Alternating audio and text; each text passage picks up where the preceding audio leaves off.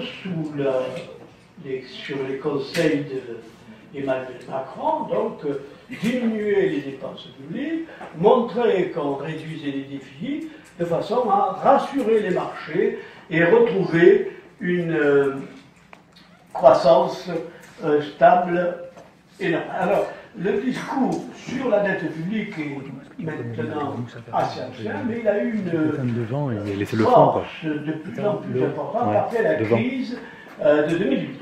Les études sur la dette publique, et notamment sur la dangerosité qu'il y avait à diminuer les dépenses publiques, etc., elles datent, disons, d'à peu près 2010. 2010-2011, c'est le moment où on a le plus grand nombre d'études sur la dangerosité de la croissance de la dette publique ou la dangerosité de diminuer trop rapidement et trop fortement cette dette publique. Alors, l'exemple de la Grèce, moi, me paraît assez intéressant. C'est autour de ce cas que les débats se sont focalisés. Pourquoi? Parce que on a obligé les Grecs depuis 2010 à plusieurs mémorandums, et c'est bien entendu, qui sont chaque fois des purges extrêmement fortes. Alors, l'idée, c'était de dire, les Grecs, vous dépensez trop d'argent public, il faut diminuer vos dépenses, on va flexibiliser aussi le marché du travail, et là, en diminuant la dette, la croissance se retrouve pas. Alors, l'exemple de la dette est très intéressant, parce que ce que nous voyons sur ce schéma, bien entendu, c'est que les différentes purges qui ont eu lieu depuis 2010, au contraire, ont contribué à alourdir la dette des Grecs. C'est-à-dire que on a avec le cas grec, on a un exemple pratique de ce qu'il ne faut pas faire. Alors pourquoi la dette des Grecs a continué à augmenter? Il y a beaucoup de raisons à cela, mais une des principales, c'est que la purge adressée à la Grèce a en quelque sorte tué la demande économique, et donc la croissance, elle n'a plus suivi. Donc ça, c'est un point qui est, à mon avis, très important. Alors, dans ces années-là, il y a eu un ouvrage très important qui est paru, qui a fait beaucoup de bruit, qui est l'ouvrage de Reinhard Herogoff, qui s'appelle « Aujourd'hui, c'est différent ». Donc cet ouvrage a analysé 8 siècles de dette publique. Elle dit, voilà, depuis 8 siècles, il y a toujours des dettes publiques, il y a toujours des dettes publiques qui gonflent, et puis finalement, ça finit par faire une crise. Et ce que Reinhard Herogoff soulignait, c'est que dans le cours de l'histoire, sur les 8 derniers siècles, personne ne remboursait ses dettes publiques. Donc on a commencé à se poser la question de savoir si la dette publique devait être remboursée ou non. Alors, on va voir un peu les questions que ça. Alors, je voudrais revenir d'abord dans un premier temps sur la définition de la dette. Donc, nous avons 3 types de dettes. La dette publique, la dette des entreprises et la dette des ménages. Alors, nous avons ici sur ce graphique la dette des États-Unis. Et on se rend compte évidemment que la dette publique est très importante, et également la dette des ménages et la dette des entreprises. Donc on voit que la dette gonfle. Et si j'additionne toutes ces dettes publiques, dettes des ménages et dettes des entreprises privées, elles se montent aujourd'hui à 192 000 milliards de dollars. Alors ce chiffre est très important parce qu'il correspond à un peu plus de 3 fois le PIB de toute la planète. Donc 3 ans de PIB de la planète, ça correspond à la dette globale de 192 000 milliards de dollars. Donc c'est un chiffre complètement astronomique, et on ne sait pas, évidemment, si cette dette sera remboursée ou non, bien entendu. Alors, donc, ce qui est compliqué en ce qui concerne ces dettes, c'est qu'en réalité, elles sont toutes liées. C'est-à-dire qu'on ne peut pas analyser la dette publique indépendamment de la dette des entreprises ou de la dette des ménages. Pourquoi sont-elles liées? Eh bien, prenons l'exemple de 2008. En 2008, nous avons des banques qui sont complètement en faillite. À peu près 90% des banques du monde entier sont en faillite à cause de la crise financière. Et l'État, pour les renflouer, va leur prêter de l'argent. L'État leur prête de l'argent, mais comment l'État fait-il pour prêter de l'argent aux banques qui sont en faillite? Eh bien, il emprunte à ces mêmes banques. C'est un paradoxe assez cocasse, sur lequel on ne s'est pas assez interrogé, mais donc c'est les banques en faillite qui prêtent de l'argent à l'État pour que l'État leur prête cet argent. Évidemment, cet endettement de l'État va exploser justement à partir de 2008. On ne le voit pas sur ces graphiques, mais on voit ces graphiques, sur les graphiques, évidemment, que l'explosion de la dette publique, elle suit directement la crise de 2008. Alors, cette dette publique, pourquoi augmente-t-elle? Alors, ça, c'est évidemment une question très, très importante. Très souvent, on entend ceux qui ont un esprit un peu critique dire oui, ça vient parce que la dette publique est maintenant financée par des marchés, et donc, évidemment, les intérêts composés font gonfler cette dette publique. Alors, c'est ce que vous voyez ici, sur ce graphique, où on marque effet boule de neige. Donc, on voit cette croissance de la dette publique avec ces effets boule de neige. C'est-à-dire, ce sont ces intérêts composés qui, à l'époque, étaient très élevés. Alors, pour moi, maintenant, c'est plus ça véritablement le problème, parce que les taux d'intérêt sont maintenant extrêmement bas sur la dette publique. Bon, la dette publique en France, c'est le taux d'intérêt est de 0,7%.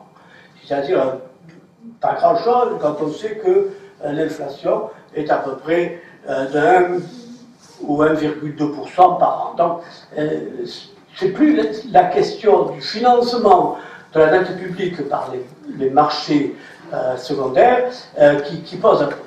Alors, par contre, si je continue à regarder ce graphique, ce que je vois, c'est que la dette publique a augmenté à cause des cadeaux fiscaux. Alors ça, c'est un problème très important, parce que ça fait à peu près une quarantaine d'années qu'on baisse les impôts sur les entreprises, qu'on baisse les impôts sur les personnes à haut revenu. Et alors, évidemment, ce manque de recettes publiques se traduit par une augmentation des déficits. Alors, on a compensé cela par une augmentation des impôts indirects.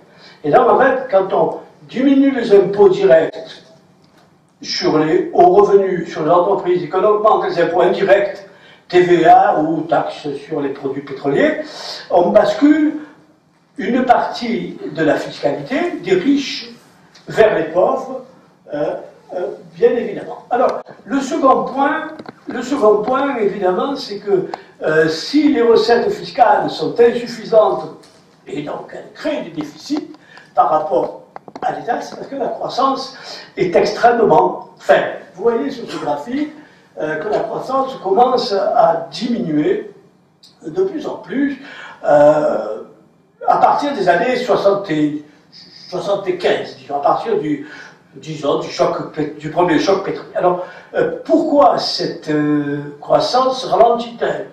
On ne sait pas trop, hein, c'est quelque chose d'assez compliqué à analyser, à coaguler dans des faits, si vous voulez, mais pour moi, il y a un phénomène majeur qui se passe à partir de ce moment-là, c'est le basculement vers la mondialisation.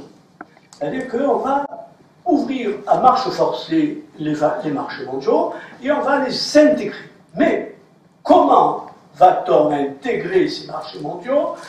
Principalement en déréglementant la finance internationale. Alors là, la finance internationale commence à être déréglementée à partir des années 70 avec Nixon, puis en 71, puis ensuite avec les accords de la Jamaïque, bien sûr, abandon de l'État noir, etc. Mais ce qui est le plus important, c'est qu'on va basculer la création de monnaie d'un contrôle étatique et national à un contrôle privé par les banques dites de second rang. Ce sont les banques de second rang qui vont avoir le droit de créer de la monnaie en quantité tout à fait illimitée.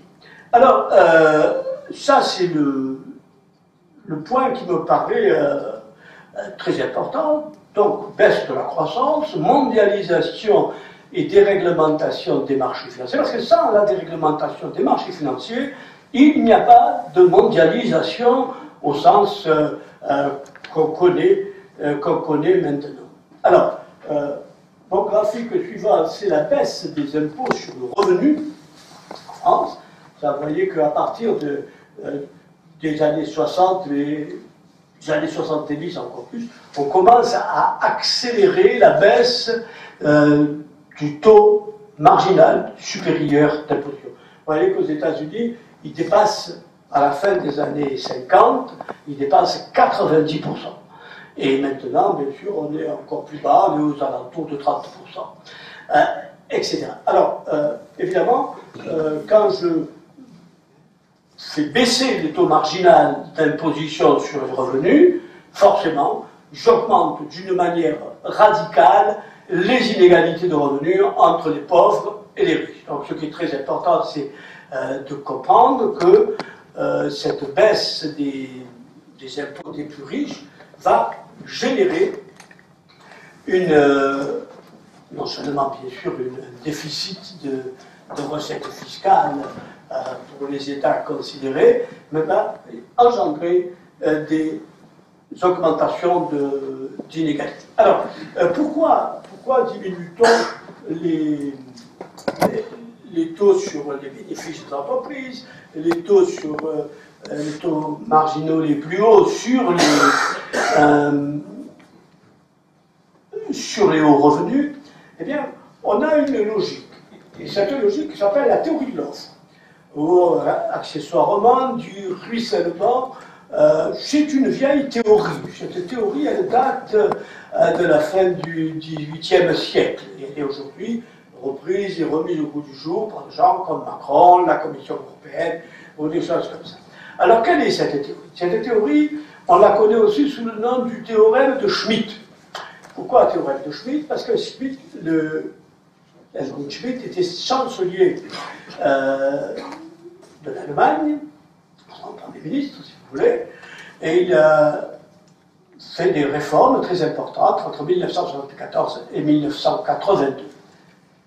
Alors, ce théorème de Schmitt, que dit-il? Il nous dit, et on répète ça depuis 1974, hein, c'est l'idée que les profits d'aujourd'hui font les investissements de demain et l'emploi d'après-demain. Donc qu'est-ce que ça signifie? Ça signifie bien la déflation salariale, la baisse des salaires, permettra d'augmenter les profits. Ces profits s'investiront et créeront des emplois. Bon, c'est une logique, sauf que dans la réalité, ça ne marche absolument pas. Pour quelle raison? Parce que ça marche au niveau, on pourrait dire, microéconomique. C'est juste au niveau microéconomique. C'est-à-dire que si j'augmente les marges des entreprises auront des moyens pour investir. Mais il y a une autre logique qui contredit cela, c'est celle des entrepreneurs eux-mêmes. Un entrepreneur rationnel n'investit que s'il a en face de lui un marché solvable. Or, si je fais baisser les salaires, le marché solvable diminue. Et là, on n'a plus fait de progrès, du moins chez les hommes politiques, depuis 1974. On est resté là. C'est-à-dire que nous avons plus de 40 années d'échec de la politique de l'offre, mais on la continue. Alors, cette politique de l'offre est tout à fait dramatique. Pour quelle raison? Parce que elle est mise en scène depuis une quarantaine d'années et surtout qu'elle ne tient pas compte de la demande. Et on peut dire même que c'est cette politique de l'offre qui a engendré la crise financière, de la fin des crises financières en répétition, de la fin du XXe siècle, et puis la crise, évidemment, de 2008. Alors, c'est une analyse qu'on faisait dans les années 30. Le premier à avoir énoncé cette analyse, c'est Mariner Reckless. Mariner Reckless, qui est-il? C'était le gouverneur de la Banque centrale, de la Fed, de Roosevelt. Donc, c'est lui qui a accompagné les réformes rooseveltiennes qui sont très exactement l'inverse des réformes qu'on met en place aujourd'hui et qu'on approfondit aujourd'hui. Que disait Mariner Reckless? Il disait d'une manière lapidaire, trop de profit tue le profit. Qu'est-ce que ça veut dire? Ça veut dire que quand ces profits sont trop importants, ils n'ont plus d'occasion de s'investir dans des investissements productifs. Donc ils vont sur des investissements spéculatifs. La bourse, l'immobilier, etc. Et cela fait gonfler une bulle. Et cette bulle, évidemment, elle éclate. Et quand la bulle financière éclate, cela prive les marchés globaux de liquidité. Et bien sûr, il y a des entreprises qui vont faire faillite, etc. Alors il faut savoir que, par exemple, en 2008, la crise a détruit 55 000 milliards de dollars dans le monde entier. Ces 55 000 milliards de dollars, à l'époque, correspondaient à peu près à une année de PIB mondial. Vous noterez que depuis, ces actifs se sont recomposés d'une manière extrêmement étrange et extrêmement rapide. Alors le fait d'ailleurs que ces actifs financiers puissent disparaître et être recréés presque instantanément, ça, bien sûr, il y a des gagnants et des perdants, comme on sait, mais ça veut dire essentiellement que cette monnaie de crédit, elle n'existe pas. Elle n'existe pas parce qu'elle n'est pas réelle. C'est une promesse de richesse un jour, comme la monnaie, c'est toujours une promesse de richesse un jour, à condition que cette monnaie soit reconnue. Donc, à partir du moment où on a une perte d'actifs de 55 000 milliards de dollars, c'est-à-dire que ces 55 000 milliards de dollars, ce sont des dettes qui ne sont plus reconnues et donc qui disparaissent et qui seront insolvables. Alors, je voudrais insister sur deux points. Donc, au milieu des années 70, on a mis une quinzaine d'années pour le faire, hein, jusqu'en 83, disons, pour la France. Qu'est-ce qui s'est passé? On a déréglementé la finance internationale. On a fait deux choses très importantes, et on a abaissé le taux des réserves obligatoires. Alors, il faut bien comprendre une chose, que la banque crée de la monnaie d'une manière infinie si le taux des réserves obligatoires est proche de zéro, s'il est très faible. Si le taux des réserves obligatoires est égal à 1, la banque ne peut plus créer de la monnaie. Elle ne peut prêter que l'argent qu'elle collecte sous forme d'épargne, ou le sien propre. Donc ça, c'est un point très important. Or, à l'heure actuelle, le taux des réserves obligatoires dans le monde entier est à peu près proche de zéro. C'est 0,002, ou un truc comme ça. Donc, évidemment, ça veut dire que plus le taux de réserve obligatoire va être bas, et plus le pouvoir de création monétaire des banques dites de second rang va être fort par rapport à l'État. Donc, il y a deux manières de créer de la monnaie, soit la banque centrale qui distribue de la monnaie, soit les banques de second rang qui distribuent des crédits, avec cette idée que les dépôts font des crédits, les crédits font des dépôts, etc. Et donc avec une itération qui fait que la masse monétaire gonfle d'une manière relativement maline. Donc il faut noter que quand le taux des réserves obligatoires est proche de 1, la banque ne peut pas prêter autre chose que son argent ou que l'épargne qu'elle a indexée sur un taux d'intérêt, etc. Elle ne peut pas créer un crédit à partir des dépôts, puisque c'est ces dépôts qui représentent à ce moment-là la totalité des réserves obligatoires. Alors, il faut savoir que ce taux de réserve obligatoire, c'est quelque chose de très important. La baisse du taux de réserve obligatoire, c'est ce qui a permis à l'Allemagne de se réunifier en quelque sorte sans coût véritablement important. Donc ça, c'est un point à souligner qui me semble un petit peu négligé. Alors, regardons le graphique suivant. Sur ce graphique, qu'est-ce que nous voyons?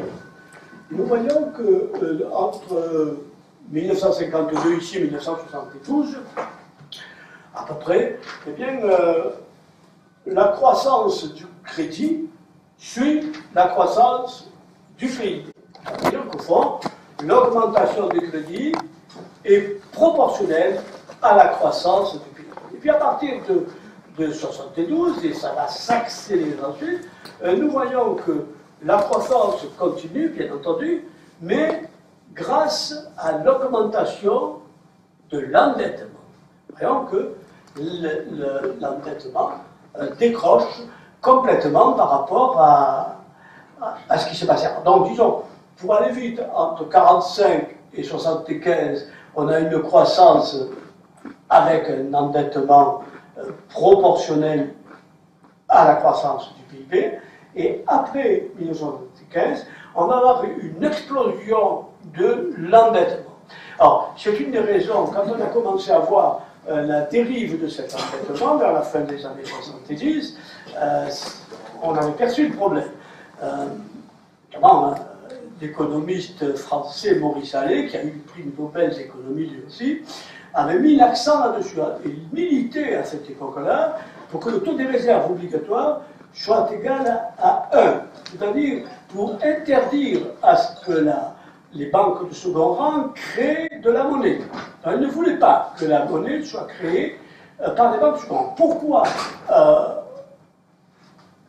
refuser au secteur privé de créer de la monnaie? Il disait, outre les conséquences de surendettement de toute l'économie, des entreprises, des ménages et de l'État que cela engendrait, il considérait que la monnaie était un bien public.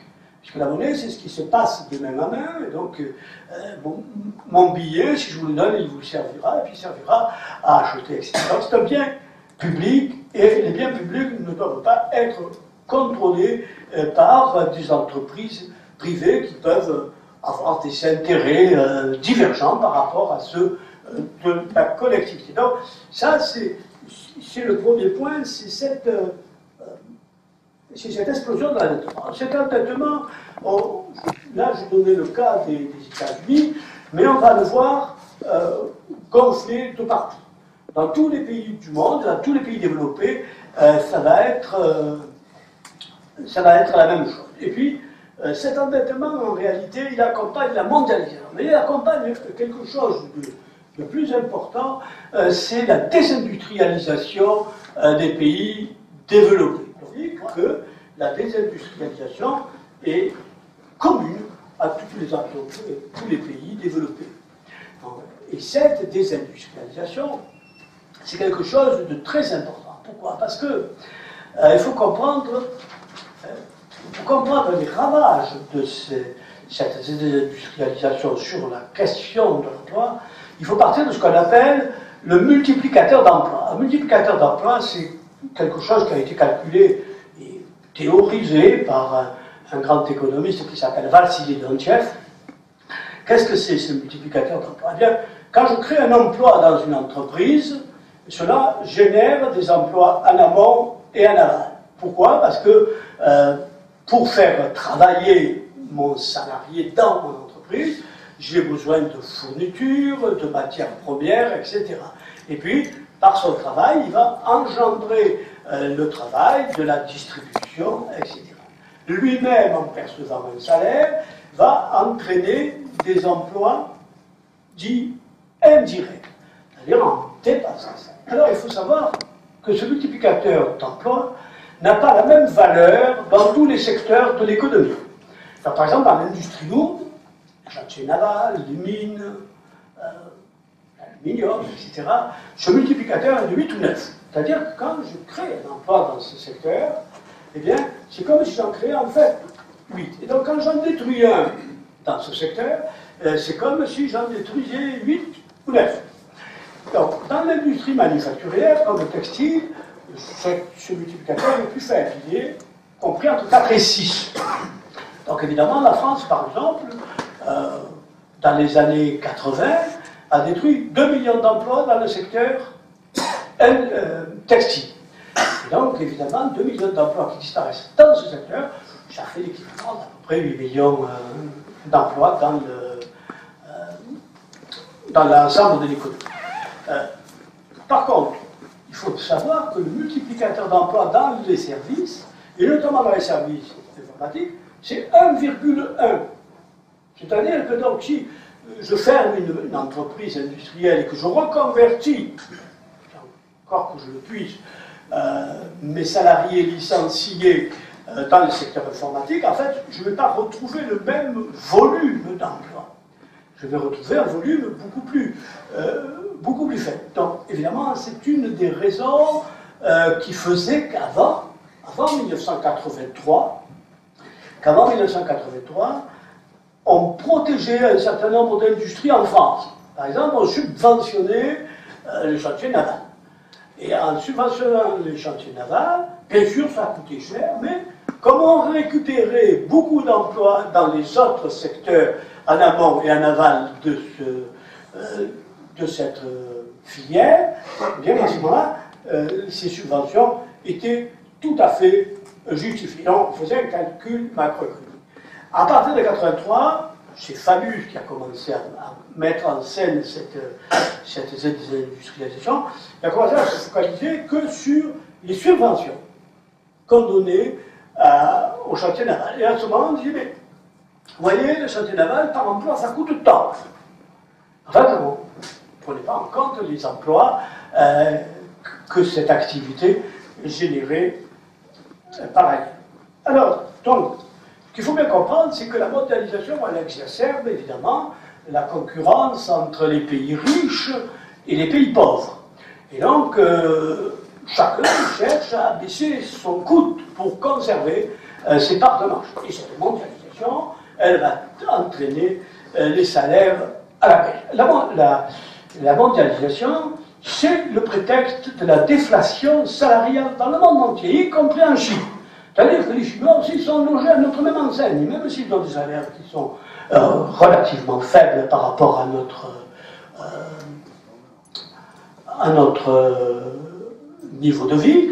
Eh bien, en Chine, les chefs d'entreprise tiennent la même chanson en disant, écoutez, mais, si j'augmente vos salaires, même s'ils sont pourris et petits, eh bien, je ne peux plus percer sur le marché états-unien ou sur le marché européen. Et donc, je ne peux pas augmenter vos salaires. Alors, conséquence, évidemment, qu'est-ce que nous voyons ici? Ici, je marque une divergence entre productivité et salaire. Vous voyez que, c'est pour le cas des États-Unis, ce que nous voyons, c'est que pendant un long moment, jusque, disons, au milieu des années 70, eh bien, les salaires suivent la hausse de la productivité du travail. Et donc, on va dire que la productivité globale des facteurs augmente, mais elle est partagée entre les détenteurs de capitaux et les salariés. Et puis, à partir de 1975, eh bien, ça diverge. Qu'est-ce que ça veut dire? Ça veut dire que les salaires vont stagner et tous les gains de productivité vont être récupérés par le capital. Et bien sûr, c'est ce qui explique l'explosion des... Ce chemin est juste pour tous les pays développés. Hein? Et ça veut dire que cela engendre une explosion des inégalités de revenus, l'explosion du nombre de millionnaires. Ce qui fait que maintenant, un PDG en moyenne a un salaire qui est 450 fois plus important que le salarié de base, alors qu'avant c'était simplement 30 fois. Ce qui est déjà pas mal, mais c'était à peu près 30 fois. Donc, jusque vers les années 70, on a une relative stabilisation des inégalités de revenus. Ça n'empêche pas l'inégalité de patrimoine d'augmenter quand même. Mais il n'empêche qu'on a une inégalité de revenus qui est maintenue. À partir de là, non, au contraire, elle va exploser complètement. Et maintenant, c'est ce que vous avez tous les jours dans vos journaux. Donc, si vous ouvrez vos journaux, si vous avez regardé les informations cet automne, vous avez vu que les PDG du CAC 40, ils ont vu leur richesse augmenter de 25% en une année, ce qui est énorme. Et par contre, évidemment, on mégote sur la question des APL, du SMIC ou des choses comme ça, en disant, ben oui, une hausse de ces subventions, elle détruirait l'économie, la compétitivité, etc. Mais le problème, c'est que quand on va avoir une divergence entre ces deux courbes, on va accumuler la richesse d'un côté et la pauvreté de l'autre. Ça veut dire qu'on va créer, de toute façon, un déficit complet de demande. Il faut bien comprendre que la mondialisation a engendré, à marche forcée, un excédent d'offres. C'est-à-dire, le monde entier croule sous un excédent d'offres. On produit trop, on a trop produit, non pas en soi et pour soi, mais essentiellement par rapport à la demande seulement. C'est ce qui se passe en 2008. En 2008, j'ai des tas d'entreprises qui font faillite parce qu'elles n'arrivent plus à vendre leurs produits. Pourquoi elles n'arrivent plus à vendre leurs produits? Essentiellement parce que la demande est extrêmement faible. Je fais juste une petite incidente là-dessus, c'est que on n'a jamais guéri une crise de la demande en relançant l'offre. C'est ce qui explique que l'Union européenne est complètement dans le pâté et elle est sûre de son échec programmé dans les années à venir. Et Macron, également, Macron a déjà complètement échoué. Parce qu'on ne peut pas guérir d'une crise de la demande en relançant l'offre. À qui on va vendre? Surtout que tous les pays du monde entier font la même chose. Tous les pays du monde entier cherchent le moindre coût pour conserver leur part de marché, éventuellement gagner. Mais moi, si je gagne des parts de marché sur les voisins, les voisins vont essayer d'en gagner sur moi. Et donc, au bout du compte, j'aurai qu'un appauvrissement de plus en plus régulier de l'économie. Alors, vous direz, je finis après, vous direz, qu'est-ce que ça va, l'endettement et la dette là-dedans? Eh bien, tout, justement. Parce que, si vous comprenez, si j'ai une divergence entre productivité et salaire, eh bien, forcément, qu'est-ce que je vais avoir? Je vais avoir besoin d'endettement. Non, endettement de l'État, parce que l'État, il va falloir qu'il aide les plus pauvres à s'en sortir, il va augmenter ses aides pour le chômage, pour les aides sociales, etc. Mais endettement aussi des ménages, parce que si on veut que les ménages continuent à consommer, eh bien, il faut leur accorder du crédit, parce que sinon, ils ne consommeront, encore moins, et la crise est encore plus rapide. On a la crise, mais ce gonflement de l'endettement généralisé permet, bien évidemment, permis par le système monétaire, permet bien évidemment que le système continue cas à cas du côté de la consommation. Alors, quelle solution y a-t-il? Il n'y en a pas. En vérité, il n'y en a pas. Il n'y en a pas dans le système actuel, dans les institutions actuelles. L'austérité mène à rien. La preuve par la Grèce. La Grèce a fait un programme d'austérité mais radical, a flexibilisé à mort son marché du travail. Et la dette continue à augmenter, le chômage est très haut. Or, le chômage dépasse officiellement 20% en Grèce. C'est-à-dire, officiellement. Le chômage en Grèce est 2 fois plus important qu'en France. Or, en France, on voudrait appliquer les recettes de la Grèce, qui ne marchent pas. Donc, quand en 2010, on a asséné cette potion de cheval à la Grèce, on a dit, bon, vous allez voir, bon, d'accord, ils vont morfler un peu les Grecs, ils vont souffrir un petit peu, mais la croissance va repartir et l'emploi va repartir. Et nous sommes quand même maintenant 7 ans après les premières mesures d'austérité, et qu'est-ce qui se passe? Rien du tout, au contraire, c'est toujours le même marasme, et les Grecs les plus déterminés, les plus motivés, sont partis travailler, chercher fortune à l'étranger. Donc, l'austérité n'est pas une solution. La deuxième solution, ça serait la répudiation de la dette. Répudiation de la dette, qu'est-ce que ça veut dire? ça veut dire que cette dette, on ne va pas la payer, on va dire elle n'existe plus, on refuse de la payer, c'est déjà arrivé par le passé, un peu de partout dans le monde, on ne la paye pas, tant pis pour ceux qui ont mal choisi leur investissement dans ces obligations d'État. On la paye pas. Alors cette idée, elle a été avancée dans la période récente en France par Patrick Artus. Alors ce qui est très intéressant, c'est Patrick Artus, le directeur de recherche chez Natixis. Donc il n'est pas du tout un gauchiste, quelqu'un, économiste, très carré, très formaté, si je puis dire. Et donc il a dit, mais vers le milieu des années 90, il a dit, mais cette dette, elle va gonfler, elle va gonfler, elle va gonfler. Et il n'imaginait certainement pas à quel point, et on ne pourra pas la payer. Et donc il va falloir la répudier. Bon, ça, c'était une idée valable, juste, mais on n'a pas voulu la faire. Et une des manières de refuser cette répudiation de la dette, ça a été bien entendu de renflouer les banques, puisque cette dette est détenue principalement par les banques. Si on avait laissé les banques, suivant la bonne logique du marché, faire faillite et couler, eh bien, cette dette, elle aurait disparu. Donc, on n'a pas voulu de la répudiation de la dette. Tsipras non plus n'en a pas voulu, il aurait pu le faire en 2015.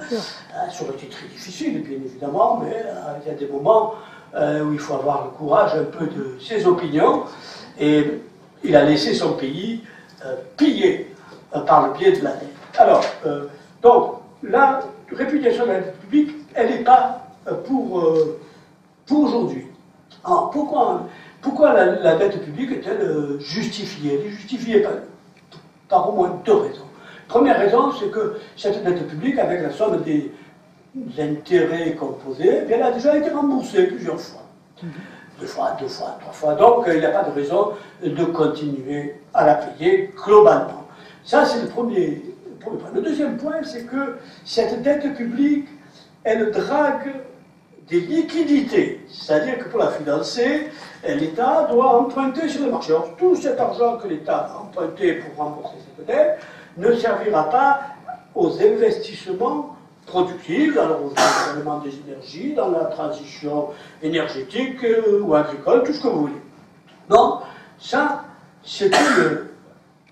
Vous voyez que la répudiation de la dette s'appuie sur deux raisons assez fortes qui ont été développées par un certain nombre d'économistes, mais ils sont prudents là-dessus, même s'ils savent que les dettes, de temps en temps, on ne les peut pas. Alors, l'autre solution à l'endettement public, bien sûr, c'est continuer à détruire les États-providence. Alors ça, c'est terrible, évidemment, parce que on va diminuer l'ensemble des services publics. Mais il y a un vieil économiste qui s'appelle Adolphe Wagner. Et Adolphe Wagner, à la fin du XIXe siècle, a énoncé ce qui est connu sous le nom de la loi de Wagner. Ça veut dire qu'une économie ne peut pas croître si les dépenses publiques ne croissent pas. Donc, l'économie, pour croître, a besoin d'un accroissement des services de l'État.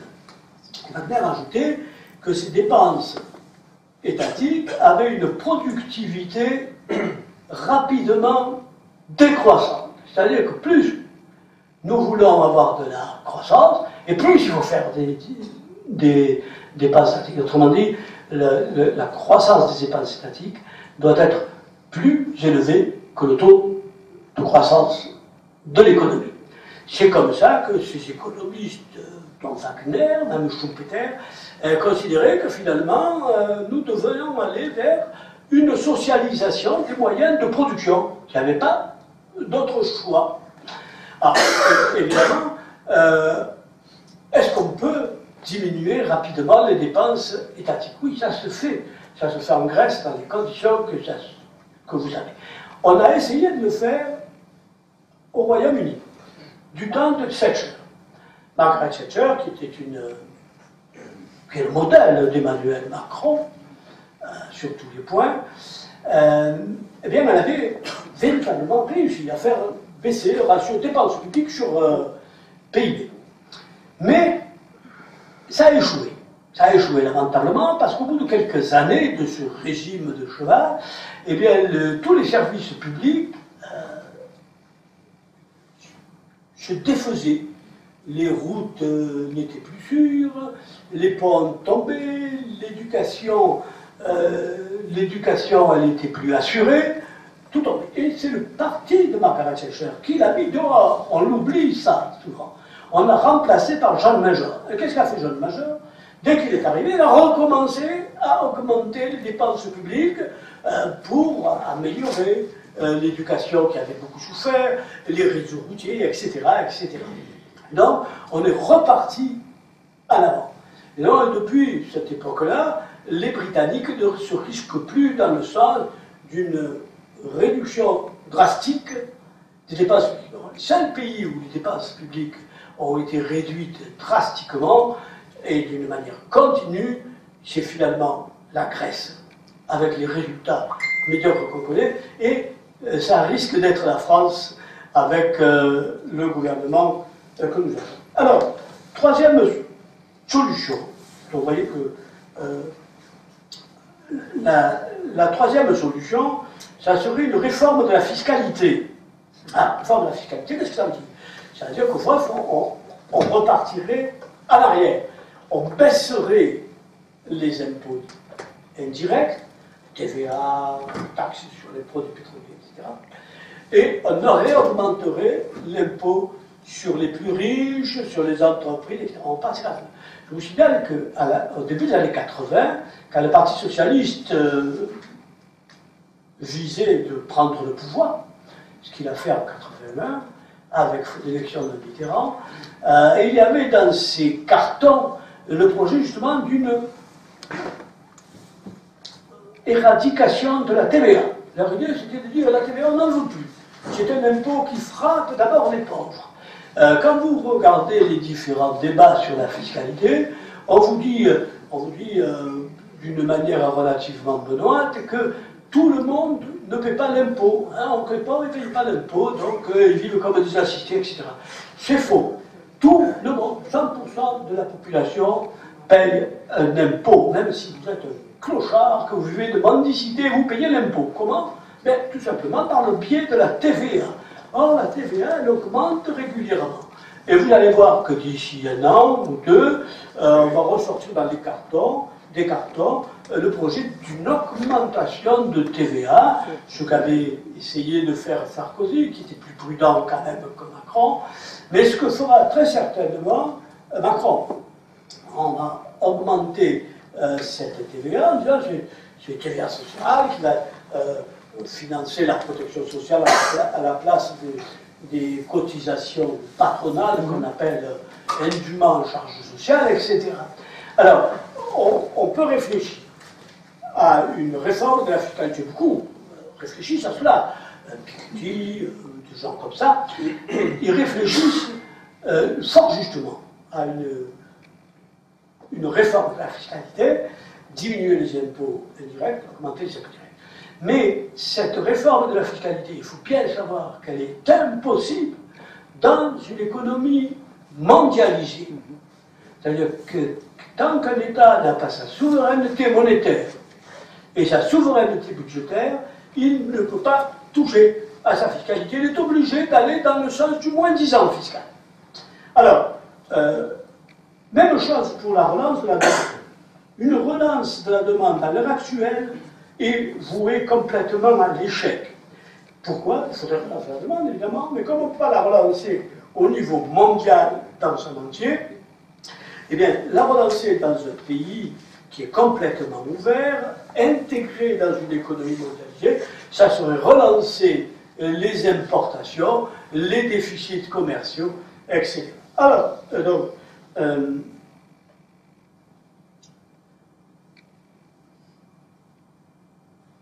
marche plus beau.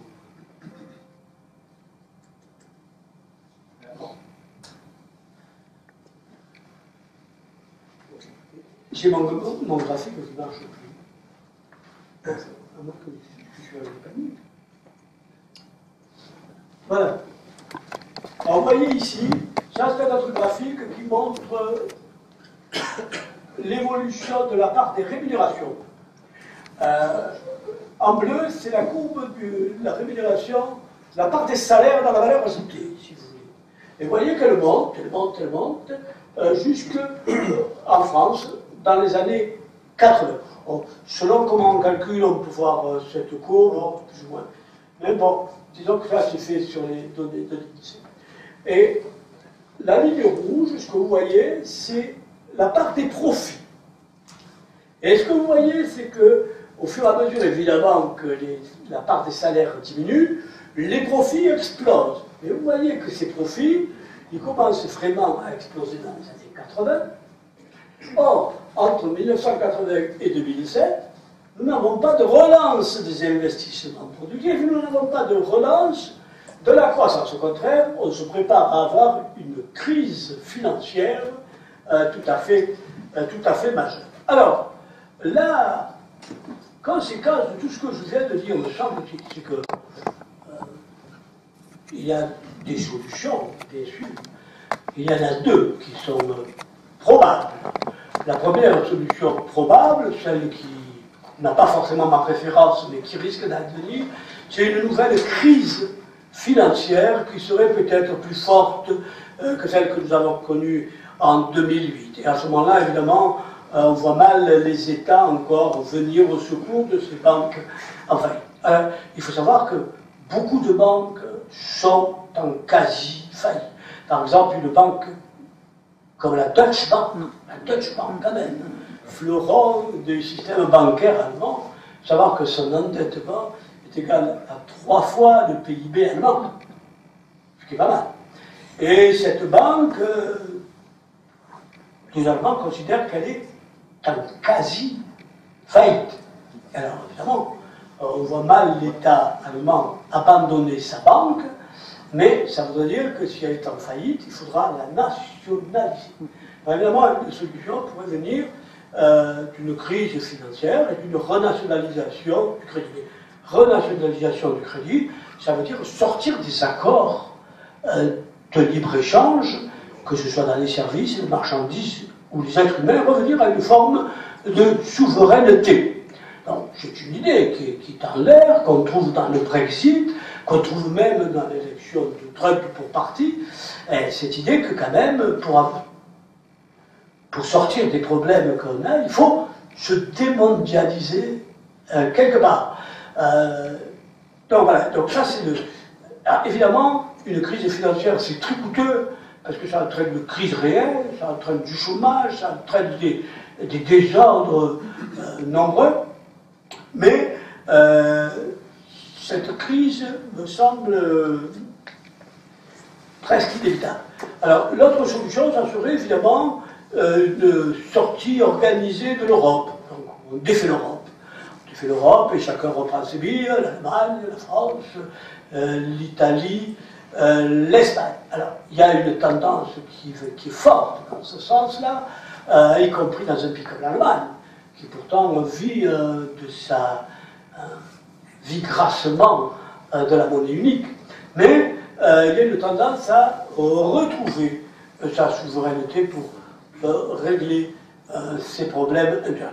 Très certainement, le problème d'éclatement de l'Espagne est lié aussi aux problèmes internes de ce pays qui n'ont pas été résolus par des cures d'austérité. Donc, moi, il me semble que la voie à choisir, bien sûr, c'est un renouvellement complet des institutions, retrouver une forme de souveraineté d'une manière ou d'une autre, et deuxièmement, évidemment, renationaliser l'ensemble du secteur bancaire. Voilà.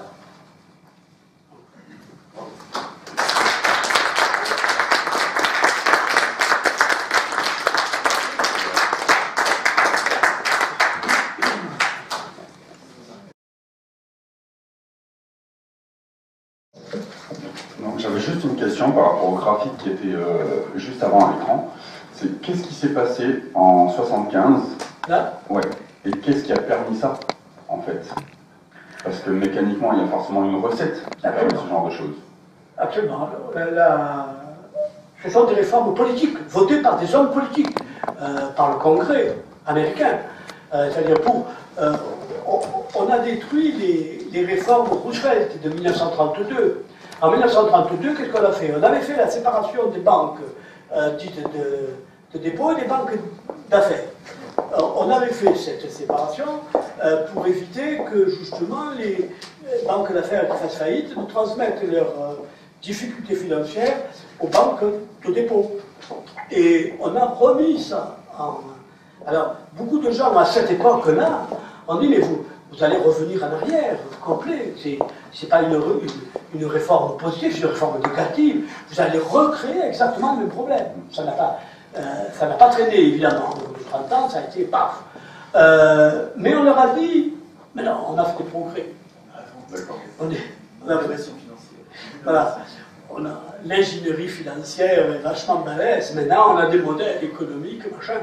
Je suis dans le cas que dans les années 80, il y a eu un prix Nobel qui a été distribué à deux imbéciles, il faut dire les choses comme elles sont, qui étaient un peu comme des agents boursiers. Et cela, ils avaient créé un modèle mathématique en disant, grâce à mon modèle mathématique, je suis toujours gagnant en bourse. Et donc, ils avaient créé un fonds, ils avaient récupéré beaucoup de fonds. Comme ça marchait bien, on leur a donné le prix Nobel. Mais juste après, ils ont fait faillite, évidemment, parce qu'après, il y a eu le retour des crises financières. Alors, donc, évidemment, il faut qu'il y ait des hommes politiques qui décident à un moment donné de dire, de voter des lois, qui disent, bon, ben là, voilà, c'est fini maintenant, les banques de second rang créent de la monnaie. Il faut savoir que la monnaie aux États-Unis, elle est créée à 95% par les banques de second rang et à 5% par la Fed, c'est-à-dire la Banque centrale. Donc voilà, donc c'est des lois. C'est des lois. Et donc on va vous vendre ça. Alors on a vendu ça à... C'était assez marrant d'ailleurs, parce que quand on a vendu la dérégulation financière, on a dit oui, mais ça va nous permettre d'ouvrir des tas de marchés. Les pays en développement, machin, on va les aider. Finalement, c'est la bonne finance qui aide ces entreprises pour peu ces pays sous-développés, pour peu qu'ils réduisent leurs dépenses publiques, qu'ils flexibilisent leur marché, qu'ils s'ouvrent. Et bien, grâce à l'apport de nos finances, eh bien, ils vont se développer et nous profiterons de leur développement. Voilà, c'est la logique. Mais à la base, effectivement, ce que vous dites est juste, il faut qu'il y ait des sommes politiques qui prennent la décision de voter une loi. En France, on a voté une loi en 83, si je ne m'abuse, ou 83, je crois. C'est Bérégovoy, qui était ministre de l'économie, si je me souviens bien, qui a voté une loi pour dire qu'il n'y a plus de contrôle des capitaux. Il n'y a plus. Donc, hein, c'est ça? Voilà. Donc il n'y a plus de contrôle des capitaux. Or, il faut savoir que sans contrôle des capitaux, il n'y a plus de souveraineté. C'est terminé. Ça. Je veux dire, c'est-à-dire si on veut sortir de l'euro, par exemple, si on a des raisons de vouloir sortir de l'euro, on est d'abord, en priorité, on doit commencer par contrôler les mouvements de capitaux. C'est terminé.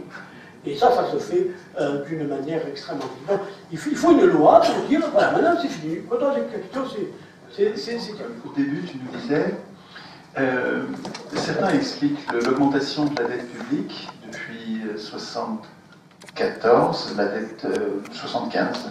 Les premiers budgets découverts, c'est 75, et l'augmentation de la dette, c'est 73-74. Certains l'expliquent par le fait qu'on ait obligé les États à emprunter auprès des marchés financiers, moyennant un intérêt non nécessaire et ruineux, au lieu d'emprunter à la Banque centrale sans charge d'intérêt, parce que même si on paye un intérêt à la Banque centrale c'est les caisses de l'État, et il n'y a pas de charge d'intérêt. Et tu dis, cette explication me paraît insuffisante parce que aujourd'hui les taux sont très bas, et donc on ne peut pas expliquer cette dette par les taux.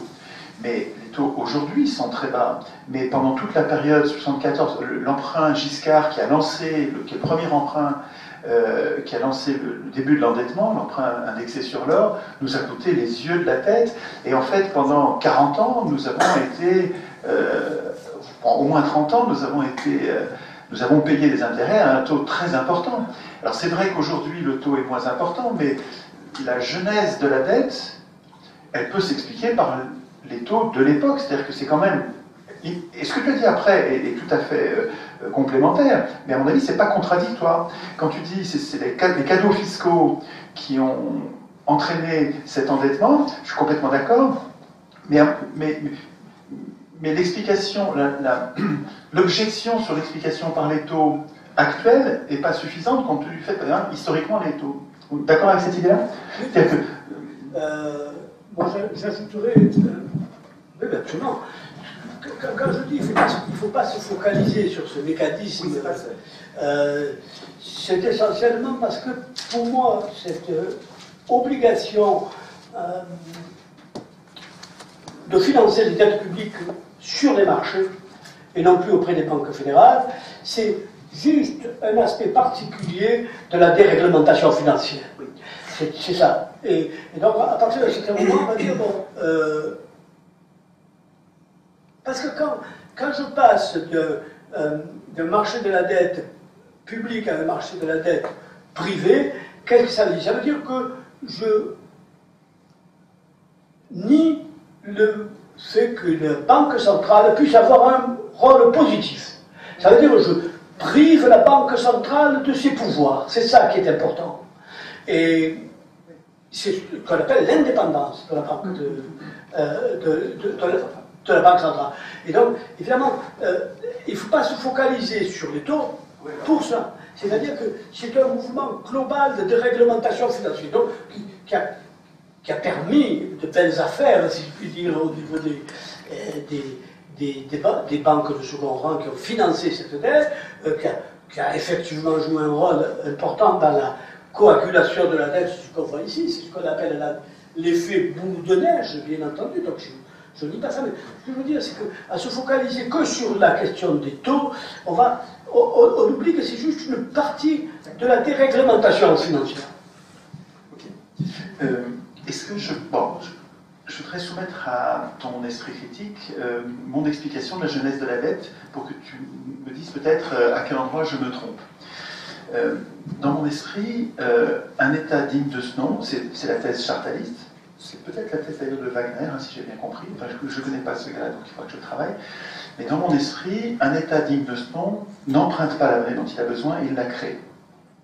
Donc ça, c'est une thèse, ça n'est pas le cas actuel, mais en effet, c'est ce que ça devrait être. L'État, nous devrions doter la puissance publique, l'État, nous devrions, nous les citoyens, après y avoir réfléchi, nous devrions doter l'État de la possibilité de créer de la monnaie quand il en a besoin et de la détruire quand il reçoit l'impôt. L'État devrait créer la monnaie quand il dépense des services publics, quand il dépense pour nous rendre service, et il devrait détruire la monnaie. Ce faisant, c'est ce que dit la thèse chartaliste, hein, c'est Knapp et que Keynes soutenait, trouvait très pertinente. Un corps social qui doterait la puissance publique du pouvoir de création monétaire en dépensant et de destruction monétaire en prélevant l'impôt, un tel État, un tel corps social, donnerait à son État le pouvoir d'être employeur en dernier ressort. C'était le mot qu'utilisait Knapp. Le employeur en dernier ressort, ça veut dire que si j'ai le pouvoir de créer de la monnaie pour les services publics, je n'ai plus de problème de financement d'un hôpital. Si une ville a besoin d'un hôpital, donc c'est toute une création de richesse de soins, si je crée l'argent en échange de cette richesse créée par les médecins, les infirmières, etc., et les gens qui construisent l'hôpital et qui le font fonctionner, c'est pas du tout inflationniste, et je n'ai aucune limite tant que l'argent que j'ai créé a en contrepartie des richesses réelles. Et s'il y a des chômeurs, c'est mon rôle d'État, ayant cette puissance de création monétaire, c'est mon rôle de leur donner du travail pour qu'ils puissent créer de la richesse. À mon avis, cette thèse chartaliste, elle est complètement... C'est une des alternatives au système actuel. Une des plus puissantes, il y en a deux ou trois. Peut-être je reviendrai tout à l'heure sur les autres. Mais alors, compte tenu de cette... avec en arrière-plan cette idée-là, qu'est-ce qui s'est passé en 1973 et même en fait avant, en France, pour la façon dont je l'observe. Pendant les 30 Glorieuses, donc la période 45-75, la période qui a précédé, en 45, après la guerre, nous étions ruinés, dévastés, il n'y avait plus de ponts, plus de routes, tout a été bombardé, nous étions endettés jusqu'au cou par la guerre, Et pourtant, nous avons reconstruit le pays en 10 ans, même pas. Nous avons reconstruit le pays à vitesse grand V, un peu comme l'Allemagne dont tu parlais a pu se réunifier, ce qui lui a coûté les yeux de la tête, mais à bon compte, parce que l'économie était administrée, le crédit était administré, et l'État pouvait dire à une banque, vous n'avez pas le choix, vous allez m'acheter des bons du Trésor, et au taux que je vais donner. Les taux étaient administrés.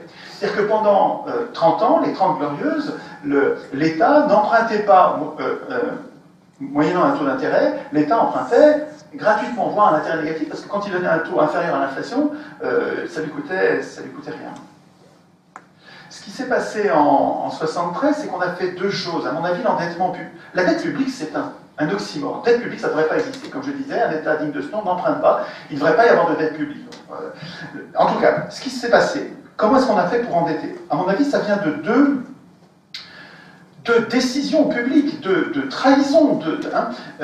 La première, c'est celle qui consiste à dire, et c'est Pompidou qui l'a fait, Pompidou est arrivé au pouvoir en 62, il était Premier ministre jusqu'en 68, et ensuite il est devenu président en 69. Pompidou, c'était le président, le directeur général de Rothschild. C'était vraiment, c'est un banquier au sens strict. C'est pas une accusation diffamatoire. C'était un grand banquier d'affaires. Et donc Pompidou, en arrivant au pouvoir, c'était un libéral, donc c'est quelqu'un qui voulait un État minimum. Et pour ce qui concerne les finances, il a décidé, en tout cas, il a emmené avec lui une modification du paradigme, c'est la façon de penser de la haute administration, qui consiste à dire il n'est pas bien que l'État puisse emprunter gratuitement, c'est pas bon, il faut le cornaquer, l'État, parce qu'il est dispendieux, il faut le cornaquer, et en l'obligeant à emprunter au marché financier, on lui sert le kiki, on l'étrangle, et on l'empêche de créer trop d'argent. Et donc, avant de l'instituer, et c'est ça qu'on le découvre avec le bouquin de Lemoine, qui s'appelle L'ordre de la dette, qui vient de sortir, qui est une étude remarquable sur cette mutation qui a eu lieu dans toute la haute administration. Et c'est avant l'article 104 du traité de Maastricht, 123 de Lisbonne, qui interdit à l'État d'emprunter gratuitement auprès des banques centrales. C'était avant de l'instituer dans le droit, et au plus haut niveau du droit dans la Constitution européenne, c'est l'administration elle-même qui a changé de paradigme et qui s'est interdit à elle-même d'emprunter auprès de la Banque centrale en s'obligeant à aller sur les marchés financiers.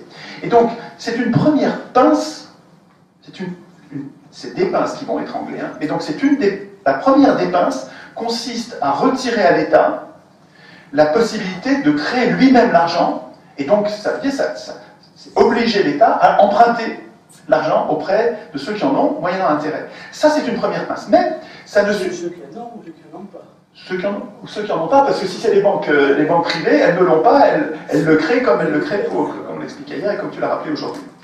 Mais, ce faisant, ça ne suffit pas à faire un étranglement, parce que quand vous privez l'État de la création monétaire, s'il équilibre bien son budget, il n'a pas besoin d'argent.